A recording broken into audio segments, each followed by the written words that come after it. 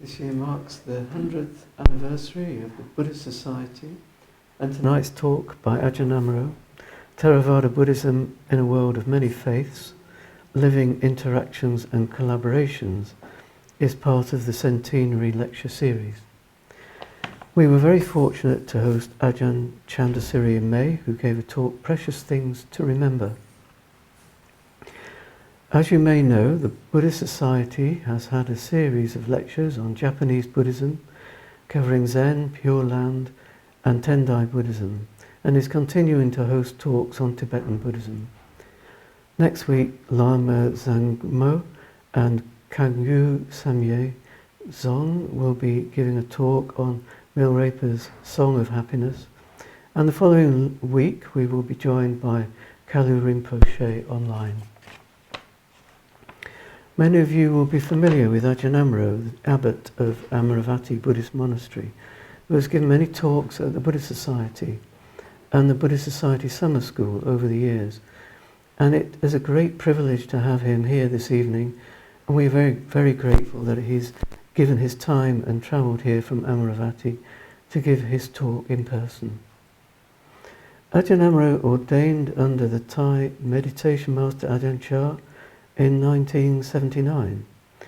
Soon afterwards he returned to England and joined Ajahn Sumedho at the newly established Chithurst Monastery.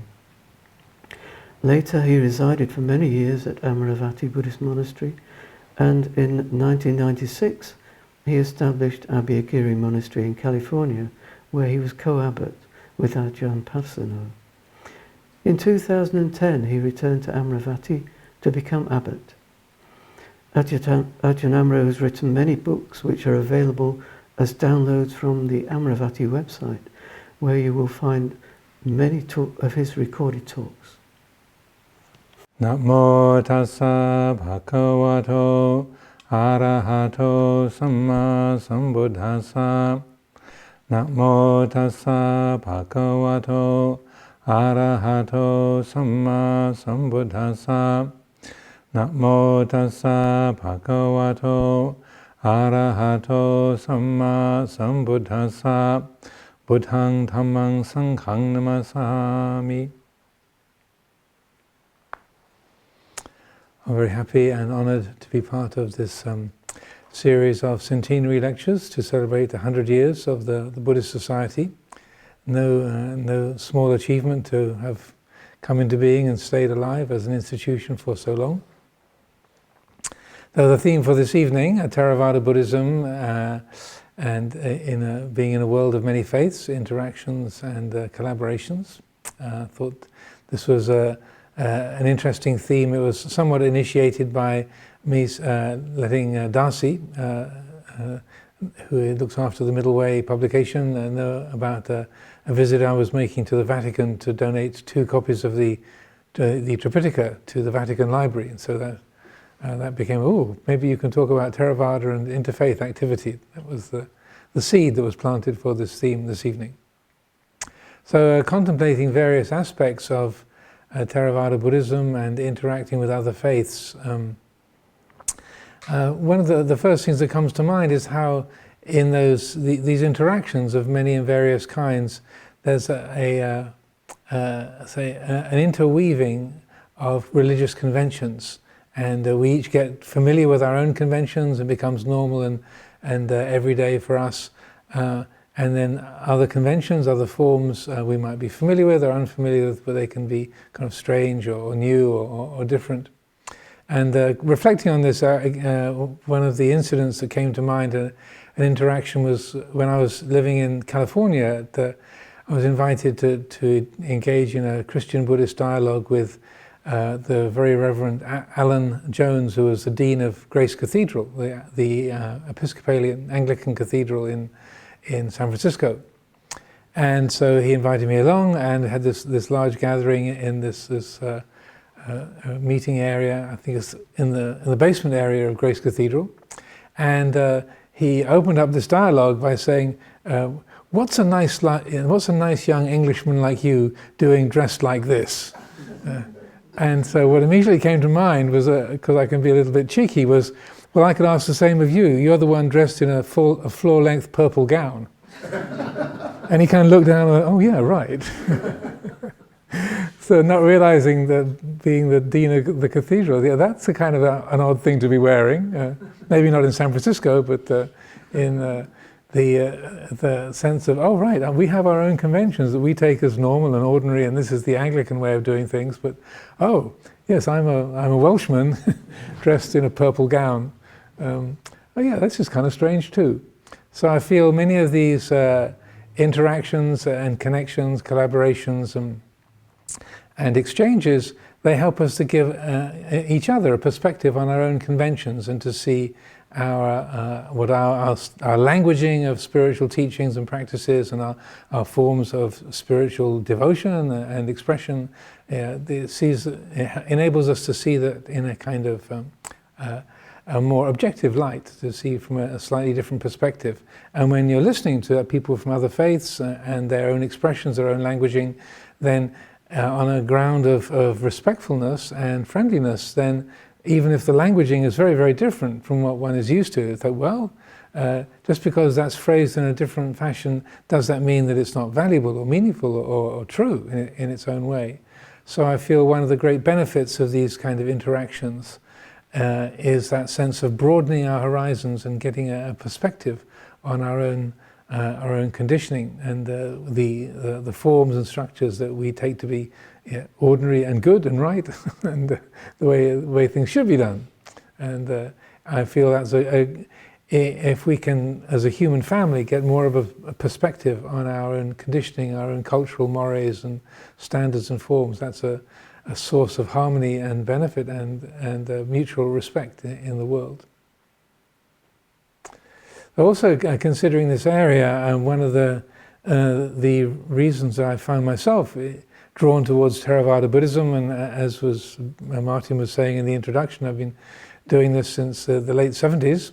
I've been living in the monastic form of Theravada Buddhism for more than 45 years. So what's drawn me to this and has sustained my interest and commitment, I feel, is several things. Three things in particular, I would say. Firstly, the focus on meditation and the accessibility and practicality of the meditation methods that you find in the Theravadan Southern Buddhist world. Secondly, the non-dogmatic approach towards knowledge and understanding and spiritual life. That greatly appealed to me. I was the kind of person that grew up with a million and one questions and always needed to have things proved or spelled out or I say not handed to me as something that had to be believed in, because my mind just wouldn't believe.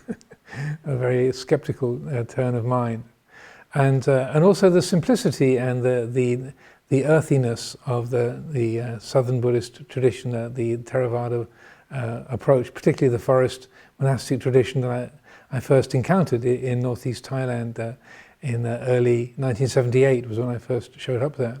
So those were three particular qualities that impressed me, and I feel many of those are what has made Theravada Buddhism, the Buddhism of the Southern Asian world, very accessible and very practical around the world today. That sense of the meditation teachings being very easily applicable, and the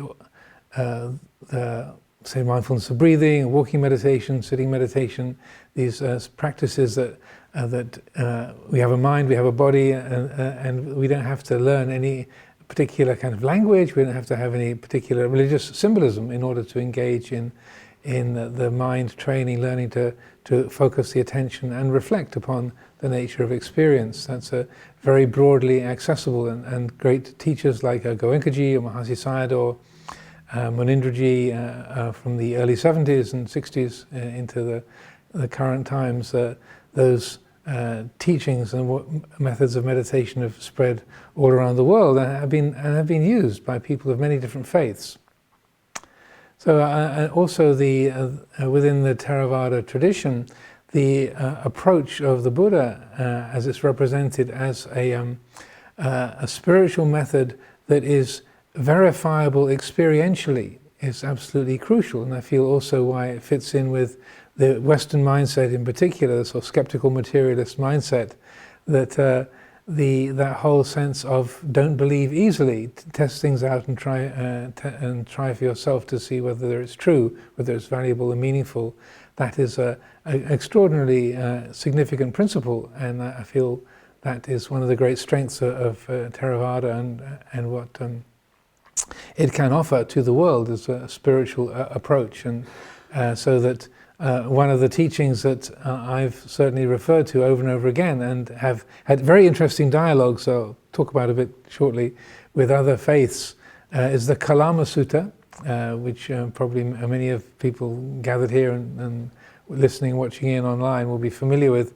This is where the Buddha was passing through a village called Kesaputta, and the villagers there said, we get all kinds of yogis and sannyasins and spiritual teachers coming through here, and all of the ones that come through, they say, my method, my understanding is true, and all the other folks are wrong, are incorrect. They don't understand as well as I do. So how do we know what's true? How do we know what's valid? Who do we trust? And the Buddha very skillfully said, well, Kalamas, you doubt that which should be doubted. Yeah, it's correct for you to be doubting because you don't know. And he gave this teaching where he said, rather than just believing the words of a spiritual authority or what's handed down by your parents or what's there in the scriptures or what's hammered out by logical, deductive reasoning or inductive reasoning, instead, he gave this sort of 10 different criteria of what not to believe. Instead, listen to a spiritual teaching, a particular practice or a method, test it out, and if it leads to peacefulness in yourself, if it leads to benefit, if it leads to concord between yourself and others, then take it and use it. If it leads to more confusion, more division, and less qualities of freedom and happiness, peacefulness in yourself, then leave it aside. So that, I feel, in terms of one of the things that is extraordinarily, beneficial and is a way compliant with the average Western mindset and fits in with the scientific method and skeptical, materialistic attitudes that people have. That's extraordinarily beneficial, and many people can relate to that. That rather than believing in a delivered truth, test things out and find out what's beneficial for oneself. And my own teacher, Venerable Ajahn Chah, used to emphasize that a lot. And one of the stories he quoted was a kind of a combination of a sutta called the Eastern Gatehouse and the commentary to the verse 97 of the Dhammapada, where Ajahn Chah kind of melded the stories together.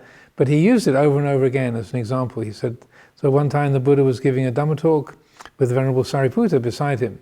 And he gave this teaching to a large group of people at the Eastern Gatehouse, Savatthi, and he said, so have you heard me give this teaching before? And Sariputta said, no, I've never heard it before, Venerable Sir.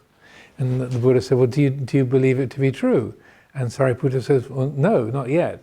And then the group of people gather there, they go, oh my goodness, Sariputta, he's supposed to be the chief disciple and he's still got doubts about his teacher's, the validity of the master's teaching, or even he's the chief disciple and he's doubting whether this person is wise. Where does that leave us? And so then the Buddha turns to Sariputta and says, well, why is that, Sariputta? He said, because I haven't heard it before, so I haven't had a chance to test it out and see if it's true for myself. And the Buddha says, good, Sariputta, good. So if any of you have listened to or read Ajahn Chah's teachings, he quotes that story over and over again. Don't believe easily, test it out, and even if you've got a spiritual authority like himself, like Ajahn Chah, don't believe what I'm saying, but listen, take it in, test it out, and then know for yourself. So these, I feel, are some of the principles that are embodied in the Theravada way, and that when we talk about Theravada Buddhism, or the Buddhism of the Southern Asian world, this is some of the key principles that I say we can focus on or look at as reference points.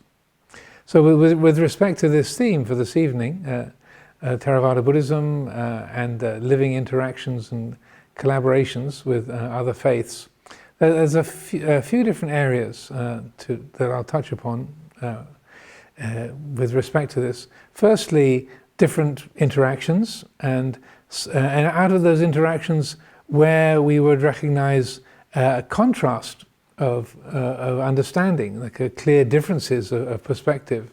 And then also in dialogues and interactions where you find a great commonality, and there's a sense of, well, we might use different language, but really we seem to be talking about exactly the same things here. So in those dialogues and interactions, there are contrasts and there are commonalities. So both of those are found. But I would say even when there's contrast, it doesn't mean to say that we have to argue with each other or find fault with each other. Just to recognize, as in this very room, the Reverend Dr. Rowan Williams, who was Archbishop of Canterbury, we had a dialogue here in this very room in 2012, so 12 years ago. He said, yes, we have very different metaphysics between the Christian tradition, the Anglican tradition, and the Buddhist tradition. Yes, our metaphysics are very different, yes. And so it's important not to ignore those contrasts, but also there are many say areas where we experience and can find genuine commonalities, and I feel that the interfaith dialogue and that kind of exchange between different traditions and listening and reflecting upon our different styles and expression is very helpful in revealing both of those dimensions. Also, the other areas that I would like to address here and there as I go along in the next little while is to talk about how Theravada Buddhism has influenced and benefited other faiths and other spiritual traditions, other areas, and then thirdly, where Theravada Buddhism has been benefited by its contact with other faiths and traditions and forms. I think it's a two-way traffic, like the national rail symbol, yes, going in two directions simultaneously. But it's not just one way. Of how the interactions are not just in one direction only, but I would say that there's a two-way traffic in that respect, which is very significant. And one of the strengths I feel of the Theravada Buddhism and Buddhism in general is how the Buddha set it up so that he knew that if the teaching was going to spread to other continents, other countries, other times, he established what is called the Mahapadesa rules, particularly around the Vinaya discipline, about what monastics should and shouldn't do. But I feel this also applies to other customs, practices, and spiritual disciplines and forms. And Padesa, Mahapadesa means that the great territory or the great country. So when Buddhism spreads to outside of India and beyond to different regions of the world and to different times, then the Buddha established, if it accords with what's already been established, then please take it and use it. If it's conflicting with what's already been established and is seen as being good and valuable, then leave it aside. That's a very brief description of the Mahapadesa principles. So that, so first of all, considering even before talking about Buddhism spreading to the West, in Asia, people might think, well, Buddhism is Buddhism in Tibet, in China, in Japan, in Sri Lanka, Thailand, Myanmar, Laos, Cambodia, but what you find is quite a lot of interfaith connections. In fact, it's very hard to find any country in Asia where Buddhism is just Buddhism. There's almost inevitably things are mixed in. So, say in Thailand, you have spirit houses, often in the monasteries. In Sri Lanka, you have a Devala shrines, spirit shrines in the monasteries. In Japan, you find Shinto temples are right next door to the Buddhist temples very often. In Thailand, the funerals are Buddhist, but the marriages are Hindu. So that if anyone, and there's no Thai people here this evening, I'm not sure how it is in Sri Lanka, but in Thailand, the wedding ceremony is carried out by a Brahmin priest, even though it's mostly a Buddhist country. the marriages are carried out by a Brahmin priest, and then after the wedding, then the couple will have a blessing from the Buddhist monastic community, but the marriage is carried out by a Hindu priest. Similarly, in Cambodia, I believe they will have a kind of Shiva Buddha. The monarch would be, recognized as both being blessed by the presence of Lord Shiva and Lord Buddha, and that the Shiva Buddha combination is part of the spiritual principle. And in Thailand also, I've seen pictures of monastery shrines in Thailand with Shiva and the Buddha sitting side by side on the main shrine.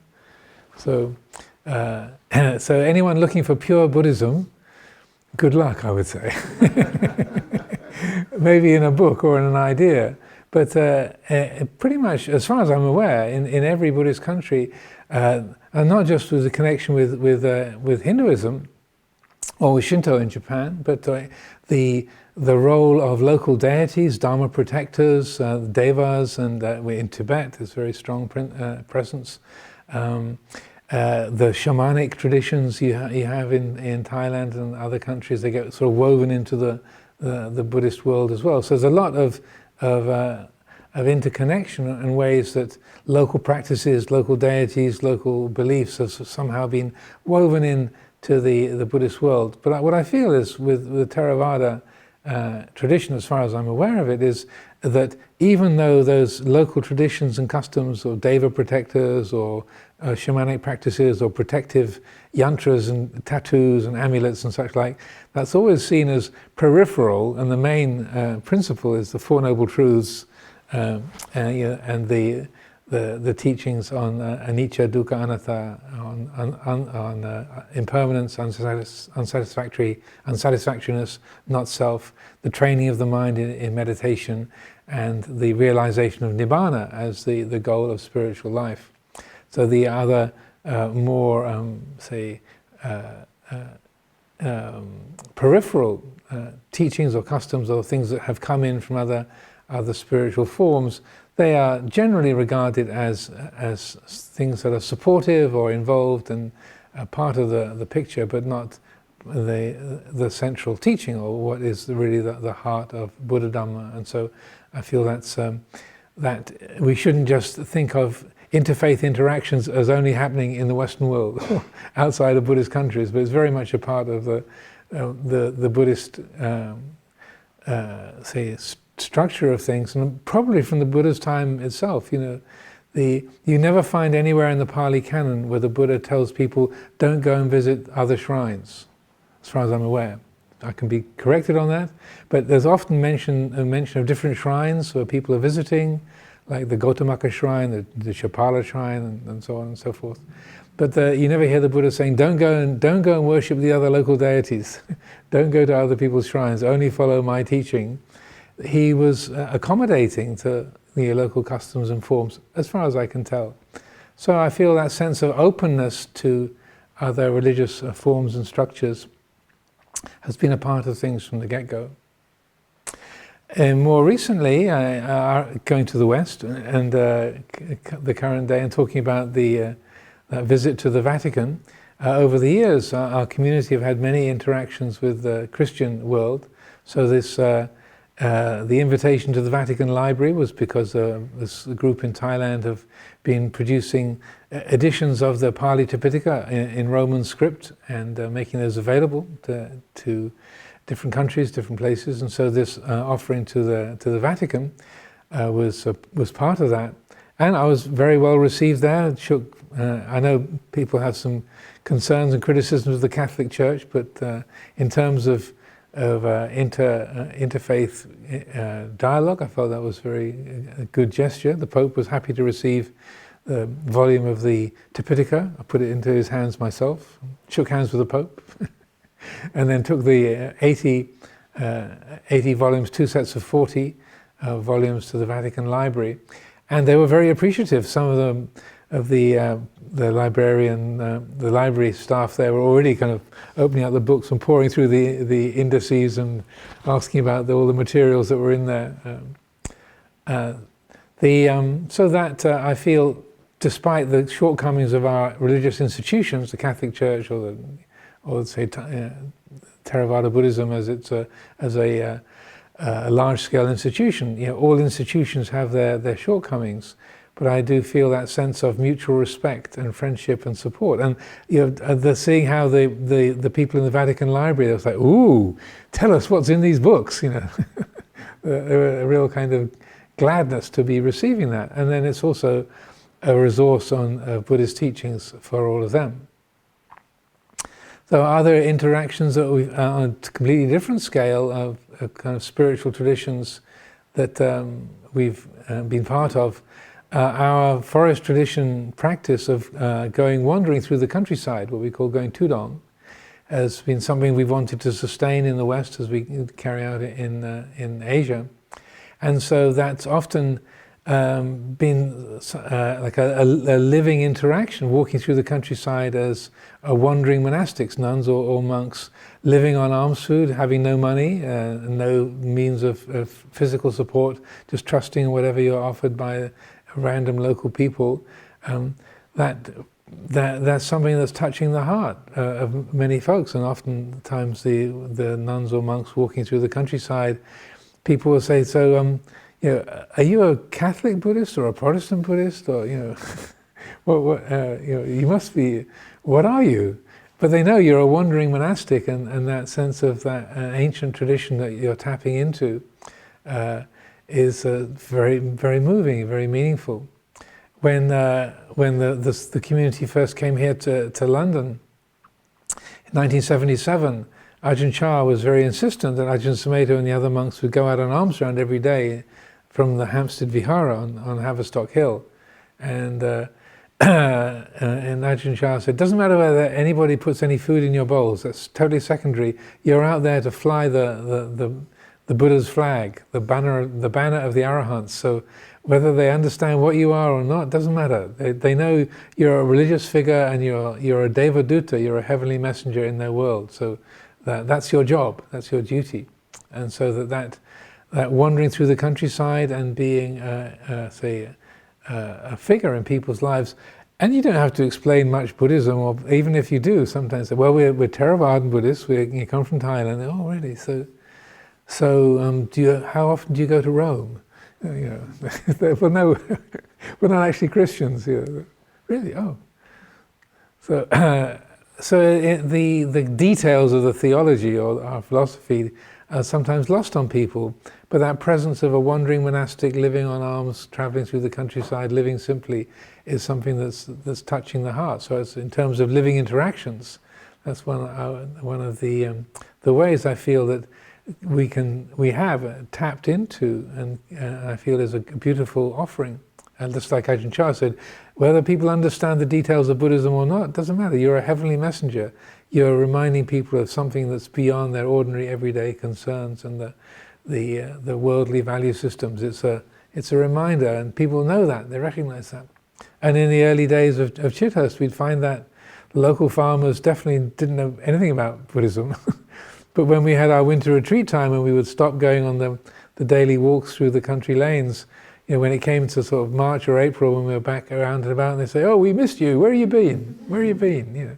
They like to see that line of 2 or 3 monks sort of walking across the edge of the ploughed field, and they don't understand the Four Noble Truths or the three signs of characteristics of existence, but monks walking along the field margin. Good. I like that on my farm. So these are small things, but it's significant. Another interaction with the Christian community that I thought to mention was Father Lawrence Freeman, who is the head of a group called the World Community for Christian Meditation. It's founded by Father John Main. They'd have a seminar every year, and one year they invited the Dalai Lama to lead the event. It was at the Barbican here in London, and they had the bright idea. Well, they couldn't decide which Christian theologian or eminent Christian to lead the annual seminar, and at some kind of discussion meeting they said, maybe we could just ask the Dalai Lama, ha ha ha. And everyone around the table suddenly agreed. They went, yes! So they contacted His Holiness and asked him to come and lead this seminar for the World Community for Christian Meditation. He said, I don't know anything about Christianity, but if that's not an obstacle, no problem. So I happened to be along for that. Father Lawrence was chairing it, and His Holiness gave commentaries on several on readings from the Christian Gospels, and that was so enjoyable. That seemed to be so fertile that one of the people who was there approached me and said, well, you're coming to San Francisco, could you and Father Lawrence do a dialogue of that nature in the Catholic Cathedral in San Francisco? So I said, okay. That's my usual response to these kind of invitations, like, okay. So we met in Old St. Mary's Cathedral, and then sitting down with Father Lawrence to say, well, so with the Dalai Lama, he gave commentaries on the Christian Gospels. So if it's just the two of us having a dialogue, maybe if you give a commentary on a Buddhist scripture and I'll give a commentary on a Christian scripture, how about that? And he said, well, okay. So I said, well, and I invited him to give a commentary on the Kalama Sutta, I was just quoting earlier on, about don't believe anything, don't believe in religious authority, and I gave a commentary on I am the way and the truth and the life. So it was a very interesting evening, but it was great dialogue, and that I felt that was. I acknowledge it was a bit challenging for some of the church elders at Old St. Mary's Cathedral. There was a few sort of hearing a Buddhist monk, expounding on one of their favourite verses from the Gospel. I think it's from the Gospel of John. I am the way and the truth and the life. How can a Buddhist be talking about that? But anyway, I felt it was a bit risky, but useful, because again, it's sort of challenging the normal ways. How can a Buddhist talk about Jesus saying, "I am the way and the truth and the life"? And so, in one of the books that that we have online, I have got that. An account of that is written up in one of those books called Roots and Currents, and it's I think the title of that particular essay is called "What do you mean when you say I am?" I think I believe that's the title, something like that. Anyway, so I feel that kind of interaction was. Obviously a bit bewildering for some of the church elders, but others came up, well, that was really interesting. And also hearing what Father Lawrence had to say about the Kalama Sutta, and how it's telling you not to believe a religious authority and not to trust, but to try things out for yourself.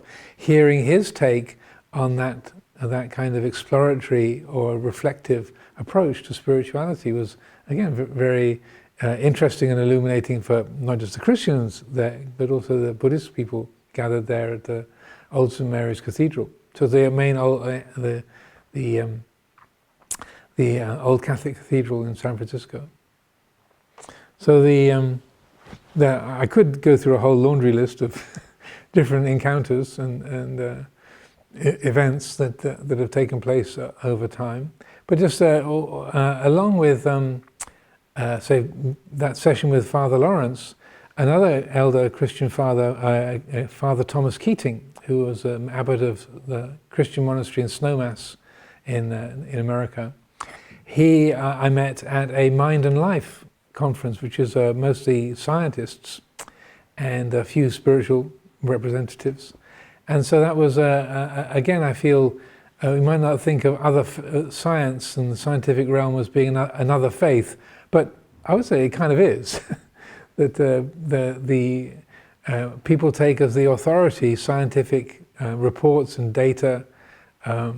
If it's proved that academic papers have been published and peer reviewed, and scientists have proved that, have shown that. So whereas in the past we would take our authorities, religious figures who had a big hat or a long staff or garlands or robes, shaved head, that's your badge of authority. Nowadays, how many if you've had 1,000 academic papers published, or if you got a Nobel Prize or two, or that you're a consultant surgeon, or if you're the professor at a prestigious university, then this person is an authority. They know, they understand. So to me, it's kind of like having a big hat and a stick, and the kind of it gives you the badges of authority. Oh, this person's a fellow of All Souls College, Oxford, therefore must be brilliant, must be knowledgeable, must be wise. So that I feel that we kind of worship the great God of data, and the scientific realm has a great influence in the world. But also I would say Theravada Buddhism has managed to have its effect on that domain too, particularly in the realm of mental health, and the mindfulness movement that is also around the world. Obviously it has some shortcomings, but I also feel a lot of good has come out of that. And just to share another little story, and so Theravada Buddhism and its influence in the scientific faith. So there's a method of meditation and mind training called mindfulness-based cognitive therapy for depression, MBCT, and that was established by three particular experimenters: John Teasdale, Zindel Siegel, and Mark Williams. And so they developed this method of working with depression based as a sort of offshoot from mindfulness, MBSR, mindfulness-based stress reduction, developed by John Kabat-Zinn.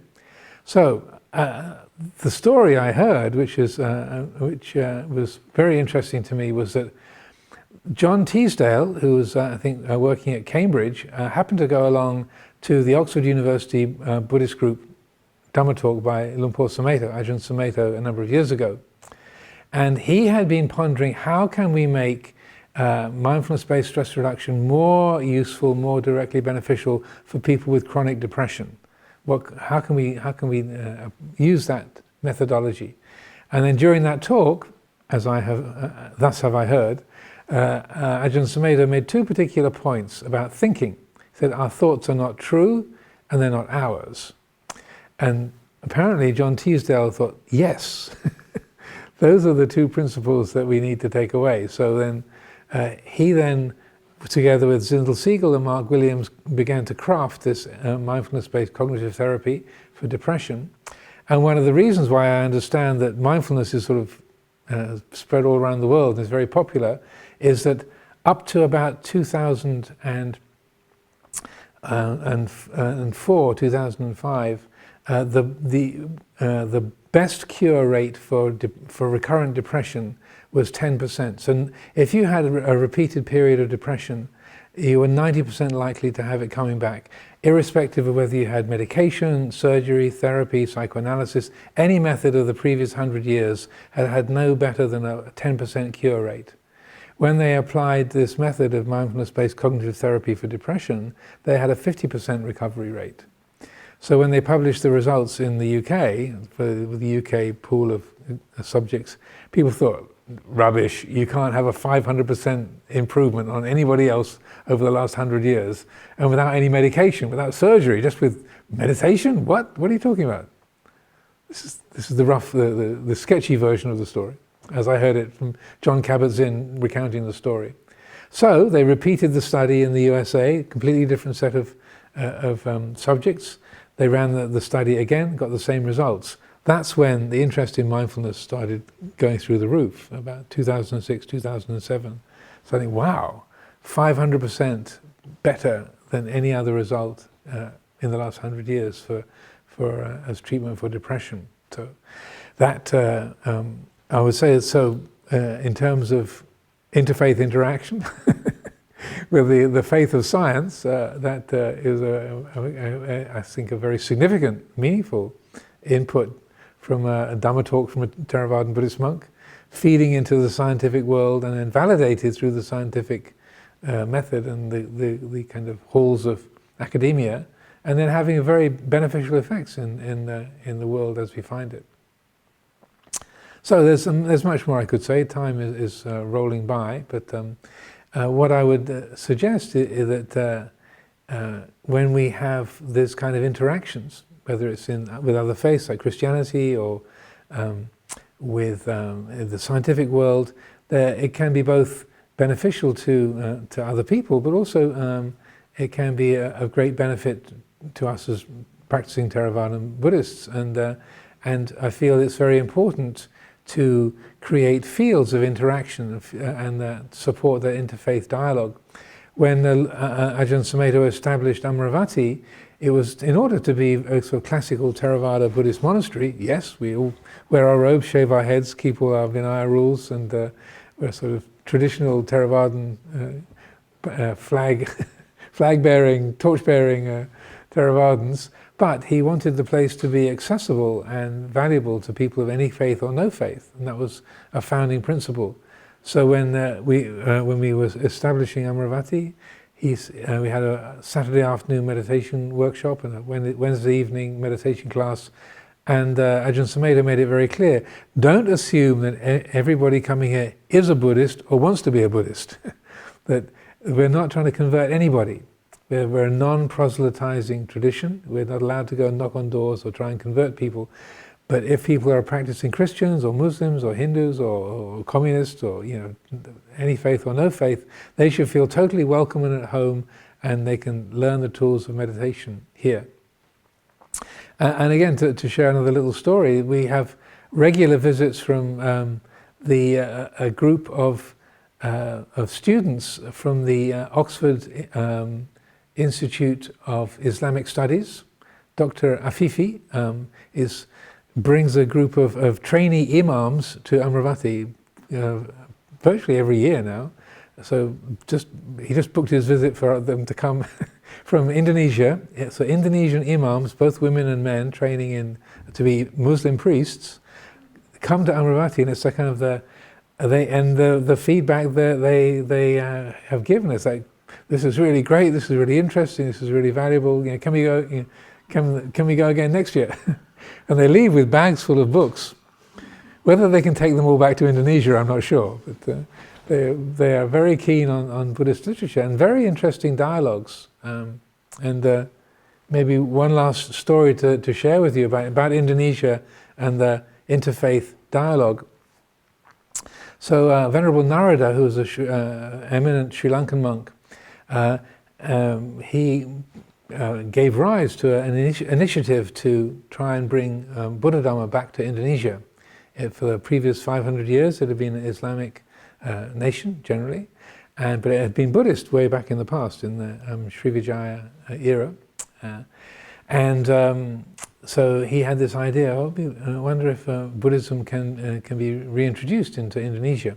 So he responded to invitations to go there. He taught there, and then as a result, 5 of his students there wanted to become Buddhist monks. So 5 men became bhikkhus under his guidance. So then, after he passed away, there were these 5 Indonesian bhikkhus that were establishing Theravada Buddhism in Indonesia. But one of them, I don't know names in this, but this story was told to me by the Sangaraja, the patriarch of Buddhism in Indonesia. He said, so one of the 5 wanted to kind of seize the role of authority over the others. And he thought, well, we should make Buddhism more theistic to fit in with the ethics of what's called the Indonesian Panchasila. And the Indonesian Panchasila is very different from the Buddhist Panchasila of the 5 precepts, because the first of the Indonesian Panchasila of 5 principles is belief in God. That's the kind of number 1 on the list. So one of the 5 bhikkhus thought, well, if I present Buddhism in a much more theistic way, then I can say I've got the real Buddhism. All those 5, the rest of the group, the other 4, don't follow the Panchasila, the 5 Indonesian precepts. They'll be barred from operating, and I'll be left, to run the thing as I should be. This is a rough version of the story. So that he started to change the languaging of Buddhist teachings, made it much more theistic, and saying it's really based around a belief in God, just like Islam. So to their credit, and he tried to put down the other 4 and saying these others, they're presenting an atheistic teaching, it's against the principles of Indonesia as it's being developed in this current age, and so that they should be banned, they should be forbidden. So to the credit of the Indonesian government, they said, well, let's look into this. They got a group of Islamic scholars together with these other monks, and they said, okay, explain to us what it says here in the scriptures. And so they went through the Pali Canon together with the other Buddhist scholars and giving the traditional expression of Theravada teachings, not the theistic version. And so they looked into it, went into a huddle. A few weeks later they said, well, we've looked into this and we feel that the classical Theravada tradition teachings, they're completely compliant with Islam. And this other fellow, he's just invented this new religion, and he's the one who should be banned from operating. So we will say bar him from being active, but the rest of you can carry on quite happily as you are. So that was roughly the story as I heard it. So that I felt was very, very interesting, and also our own experience of these trainee imams coming to Amaravati on a regular basis. So maybe the last thing to say before the time runs out, in terms of Theravada being receiving beneficial influences from others, it's interesting how automatically, just on the way here, we're talking about teaching Tai Chi on a Theravada meditation retreat. It's completely ordinary. Hatha Yoga, every 10-day retreat that I've led for the last 30 years, I've invited somebody to be teaching yoga sessions. Hatha Yoga, it's kind of automatic, it's ordinary. Hatha Yoga is not mentioned in the Pali Canon. The yoga asanas are not mentioned. Tai Chi is not mentioned in the Pali Canon, but it's become totally ordinary, totally sort of part of the repertoire of Theravada Buddhism. So again, in the principle of the Mahapadesa rules and the structures, that these disciplines are found to be very much in accord with the principles of Theravada Buddhism. They're not the center of the teachings, they're not the Four Noble Truths and dependent origination, they're not about the teachings on emptiness and the five khandhas, but they are supportive practices. So Tai Chi and Hatha Yoga, also Nada Yoga, the practice of inner listening. Luang Por Sumedho developed that from his own experience, so listening to what's called the inner sound, and he started talking about it and teaching it, and people said, "You realize this is a Hindu practice, or you realize that the Sikhs have been talking about this, or in Chinese Buddhism they have. Have you heard about this practice?" So that again is, you don't find the practice of inner listening to the inner sound mentioned in the Pali Canon, but particularly from the Hindu tradition and the teachings of Salim Mikhail, who wrote a book called The Way of Inner Vigilance. That was very influential on Luang Por Sumedho and his teaching of this Nada Yoga. And so that's become part of his repertoire, my repertoire. It's become sort of a part of the Pali, supporting the teachings of the Pali Canon and the Theravada Buddhist world. So I've spoken definitely for long enough, and we've gone to about 20 past, so I'm happy to open things up for some questions for a little while, but I hope that what I have said has been useful, and whatever is not useful, please leave it aside. So any questions firstly from the room? Very happy to respond if anyone wishes to ask anything. Don't be shy.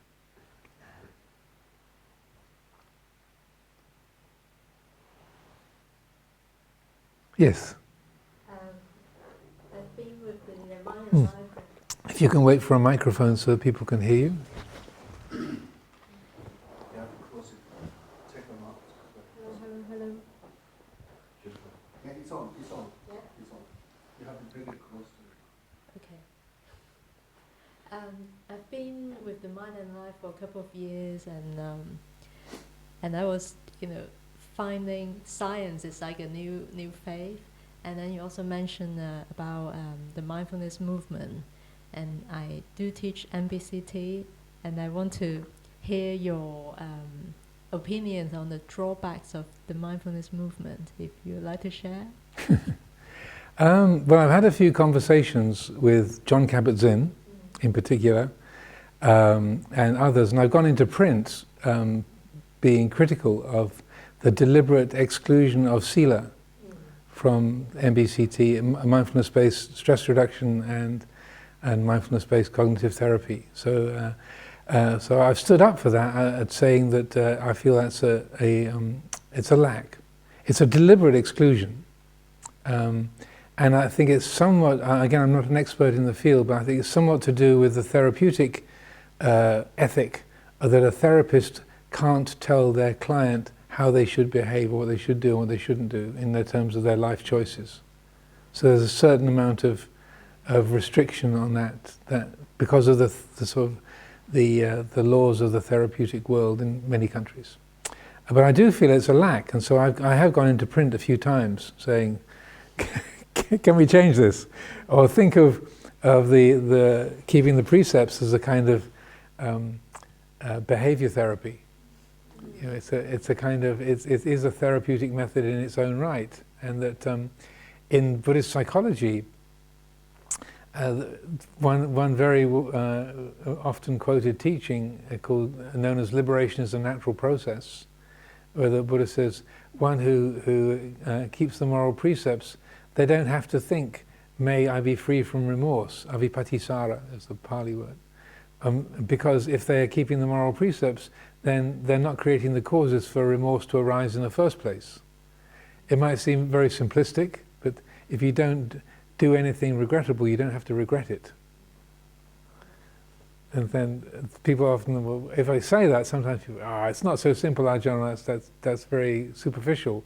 But that's the Buddha's starting point, is for in terms of mental well-being, is that if you tell lies, if you deliberately hurt other beings, if you are, say, dishonest in your dealings, in your relationships, that has its effect, and that will be a cause for disturbance to your mental health and mental well-being and your relationships with the world. So, I do feel that a languaging of skillful conduct as part of the mindfulness movement would be really excellent. So I've done a little bit of my own effort to sort of nudge it in that direction, but I don't think it's quite taken shape just yet. The compassion aspect of the mindfulness movement has developed sort of following on from mindfulness-based stress reduction, and mindfulness and compassion and self-compassion. So introducing sila and skillful conduct, just the 5 precepts, refraining from killing, stealing, sexual misconduct, lying and using intoxicants, if that could be crafted in a way of compassion for this being, compassion for other beings, and I sincerely hope there's ways that can be languaged and promoted and put forth as part of that whole movement. So that's my brief take on the matter. Otherwise, generally I think it's an extraordinarily helpful presence in the world. I think that more credit could be consciously given to the Buddha. Other people sort of claiming it as their own sort of product. It's like, hey, wait a minute, this has been presented, and so sometimes that sense of where it's come from is not obvious. But it was interesting. I had a dialogue a number of years ago with Stephen Batchelor, because people were saying this, that there should be more conscious acknowledgement of the Buddha as a source of mindfulness teachings and that.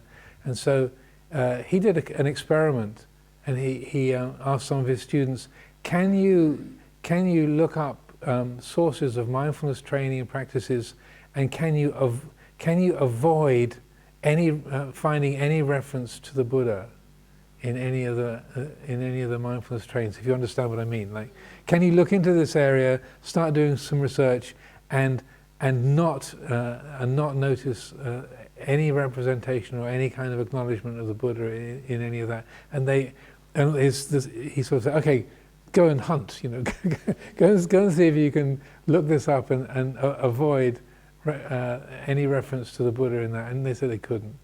It's just, basically with the digital realm as it is at the moment, to not be aware of the fact that mindfulness practices and MBCT came from Buddhism, you have to be deliberately avoiding it, deliberately, consciously, and stoically avoiding that to miss it. So you really have to be willfully ignorant to not be noticing that. So he said it's a bit spurious to say there should be more acknowledgement. If people are claiming it as their own creation, yeah, right, that's just deceitful. But to say it's not apparent that it's connected to Buddhism, and thereby with a whole vast array of Buddhist teachings that are also available, he said, yeah, that's not really the case. And I thought it was an interesting experiment to run. Yeah. That was Stephen Batchelor, a great skeptic, who did that. So any other questions, please, from the room? Yes. Bhante, thank you so much for really enlightening talk, and thank you also to the Buddhist Society for hosting us here today. I think my question leads on to something that you've said and something from the previous question, actually. I was wondering really more about Buddhism in Britain today, especially from the values that Buddhism can bring to a country. And I'm wondering really whether, 100 years of the Buddhist Society and Buddhism being present here in this country, whether we are really seeing any change from higher authorities in Britain, shall we say, about the values that Buddhism brings. And you mentioned how mindfulness has making an impact in this country. There's an all-party parliamentary group on mindfulness in Britain. Very little of it is acknowledging Buddhism, as I think you've sort of hinted. It's very sort of secular mindfulness. And what really needs to we do also have a very broad spectrum of Buddhism in Britain, from very many traditions, and all of them seem to be, to a certain extent, flourishing here. What really needs to happen for Buddhism to make more of an impact in government and influence things like, why we go to wars and how we govern in Britain in terms of the welfare state, the health system, science, and everything else here in this country? It's a fairly broad question. It's difficult to say exactly what influence is imparted where, but things steadily trickle into the mix. One of the aspects of life in the UK, and this came across when we had the first Vesak event at number 10 Downing Street, was that the UK is the most pluralistic society in the world. That this is the biggest range of different nationalities, and again, not to claim we're the biggest in the world. Might seem a little bit triumphalist, but that was the Minister for Faiths who was speaking at that time. I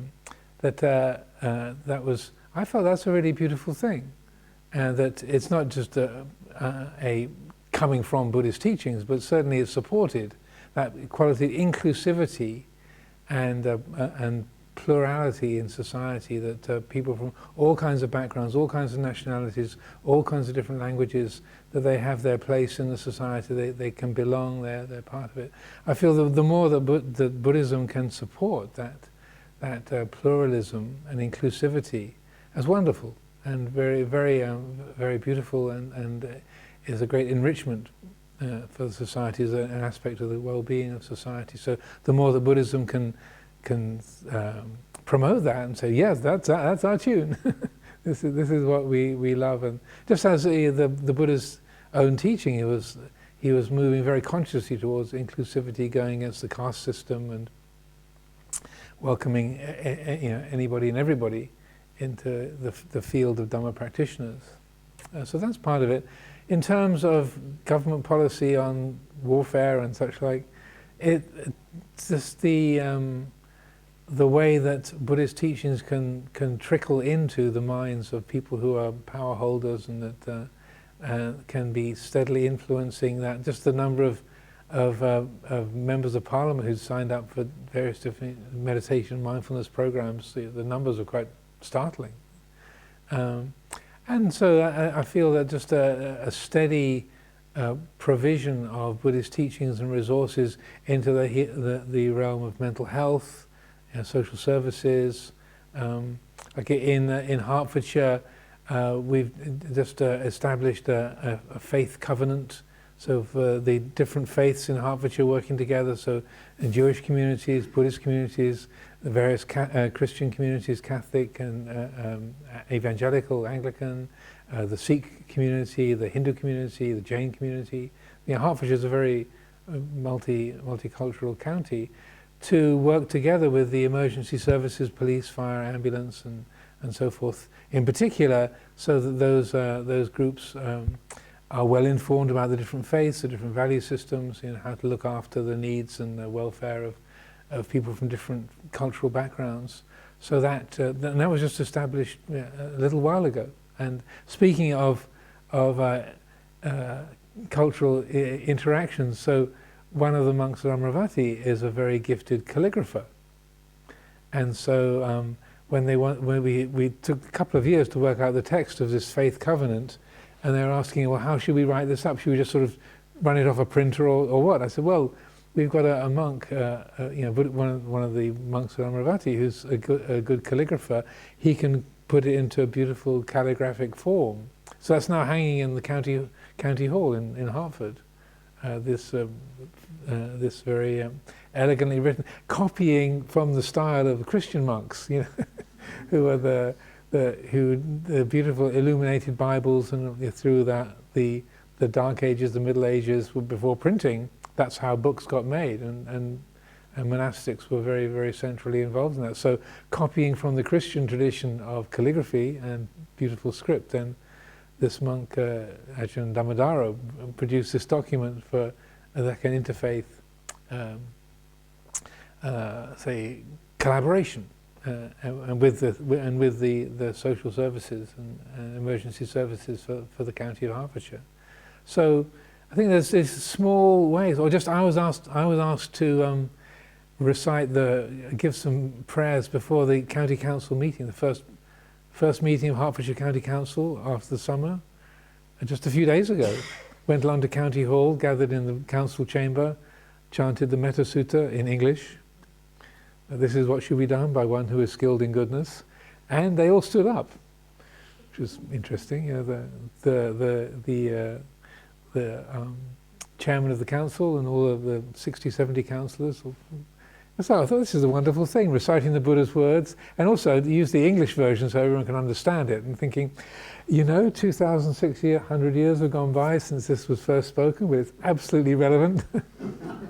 Peaceful and calm and wise and skillful, not proud and demanding in nature. Yes. Let them not do the slightest thing that the wise would later reprove. May all beings be at ease. So that sense of well-wishing. So little ways like that. So for some people in the council chamber, they're sort of like, oh, dear, some religious person doing their thing. Others were deliberately outside the council chamber, not there for the prayers, but the majority were. And in the room, there was a few that had like big cheesy grins, like, yes, this is great. So there's a sort of a gentle sort of osmotic effect, I feel, that, and that's, I think, how the Buddha operated, was that helping to influence people, not just from the broader cultural groups, but also influencing people in high places. That if you, like, shortly after the Enlightenment, the Buddha went back to visit King Bimbisara, then he went to visit King Pasanno, and then with them coming into the fold of Dhamma practitioners, then the influence of the teachings trickled down into the society from there. So I don't know if Prince William will be taking refuge in the Triple Gem before long, but that's I think that gentle, steady availability of the teachings, and letting that have its impact on society, slowly but surely. That's I feel is much more the Buddhist way than bashing down doors or getting in people's faces. I mean that I'm not totally against people speaking up and voicing their concerns in society, not at all. But in terms of the general Buddhist voice, that making the teachings available, not proselytizing, and then those who are interested draw close, put it into action, find out, wow, this is really useful, then it's passed on in that natural, organic or osmotic way. So any online questions there? From We have. maybe we got time, maybe one from the online collection, if you want to read that out. Then it's probably time to wind up as we're at 20 to 8 already. We got two questions online. The first one is, traditionally, Theravadins have regarded the Mahayana and Vajrayana as inauthentic, because they are not part of the Pali canon. What is the present view on this? Depends who you talk to. I've spent a lot of time with people in both the Mahayana and Vajrayana tradition. I've co-led a retreat with the Vajrayana Lama. Tsoknyi Rinpoche and I co-led a meditation retreat, 10-day retreat in California a number of years ago. Probably the first Vajrayana Theravada combo in the previous few centuries, but we had a great time. So I would really say it depends on who you talk to.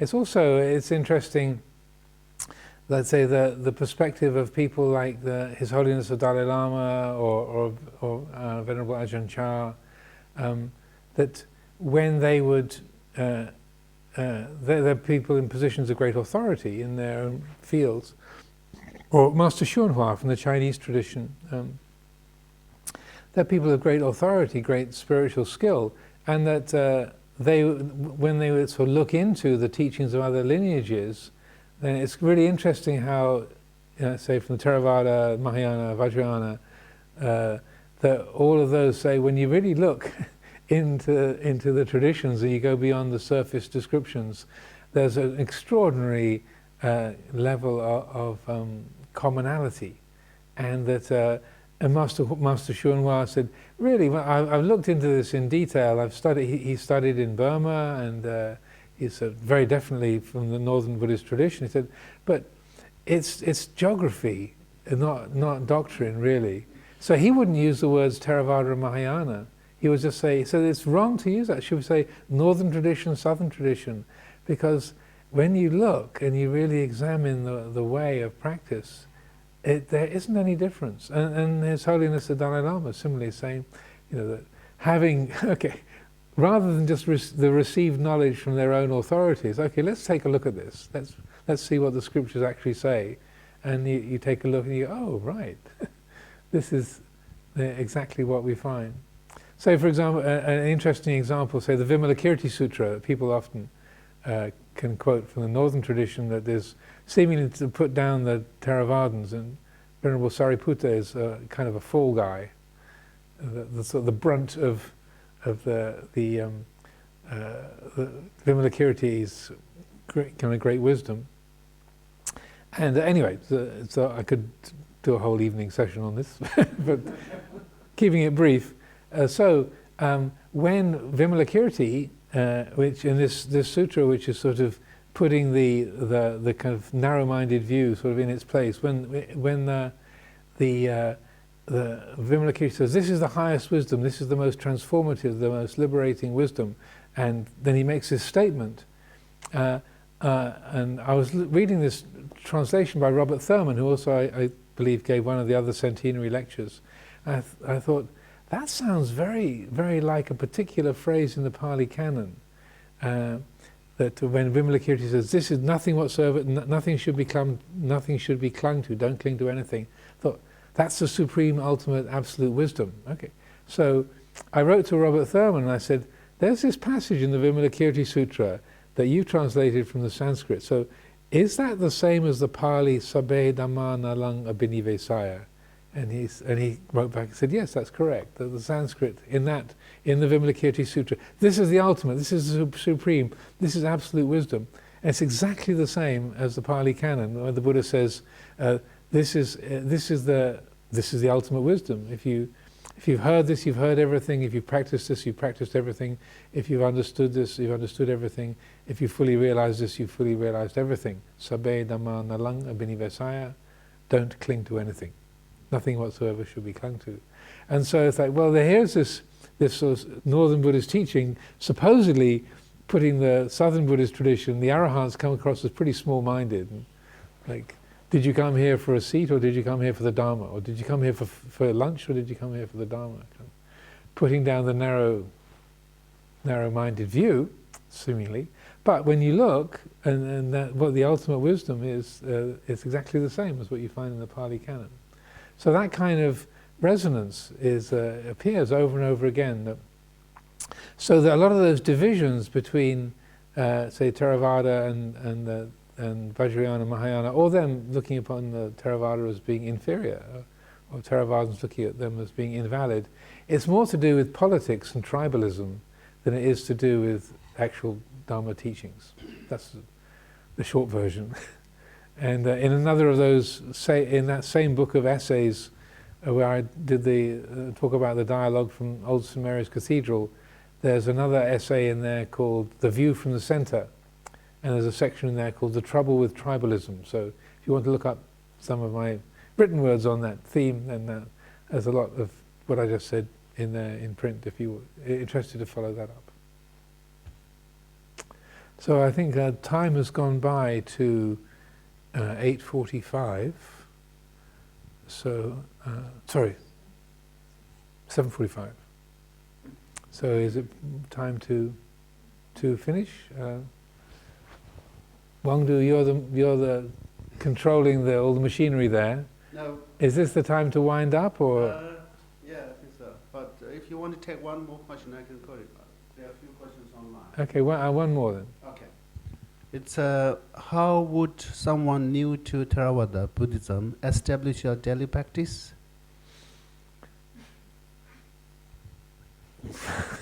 Kind of depends on the person to some degree.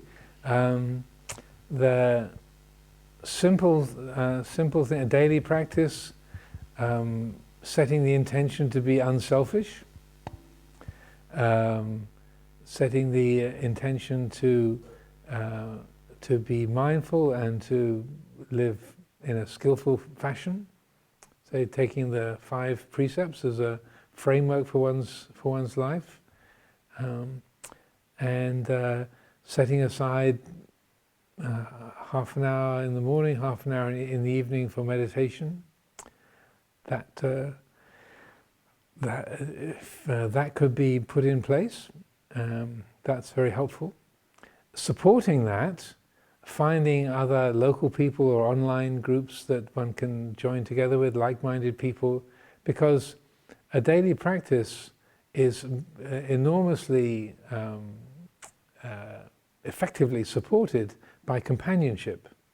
It's not I often say that the Buddha recognized we're more like bees. We're not solitary creatures. We're like a beehive. We support each other. We work most helpfully and beneficially in collaboration, in connection with each other. So, along with the daily practice as an individual, finding like-minded folks, friends that you can connect with, either to go and sit together with, or to join together with online, or to meet together, to call up every so often, discuss Dhamma teachings, or look into how you're doing, how well your meditation is going, or how awfully your meditation is going. So that companionship as a significant part of a daily practice is very, very helpful. If you can go along to a center like the Buddhist Society, or to a monastery, or to a retreat place, or a Buddhist group, then that's great. If you're living off in some really remote region, then finding online connections, which are, again, one of the blessings of the digital world, is that connectivity is much, much easier than it used to be. There's a group of Azerbaijani Buddhists who show up daily for the Ajahn Sudanto's sort of morning coffee session, kind of Dhamma dialogue. He's in Washington State in the US, and it's a kind of an online session, and there's apparently 2 or 3 people from Baku in Azerbaijan that are like, that's their Buddhist resource, is Ajahn Sudanto's coffee mornings, like, because there's not a lot of other Buddhists in Azerbaijan. But for them, it's like, yeah, this is our group. So they're like 8,000 miles away, but that's their connection. They're Ajahn Sudanto's their Ajahn, and okay, he's in Washington State and they're in Baku, so what? So to me, that's a wonderful thing, that find the resources that you can relate to and sustain those connections, and that's a great blessing and a boost to your spiritual endeavors. Because even if it's hard for you to be getting up in the morning and sitting for half an hour, at least if you can share that you're making the effort with other like-minded people, then it encourages you and helps you and gives you support, and that's not a small thing. That's significant in our lives. So shall we call it to a close for the evening? It's now 10 to 8, so I think that's probably about enough.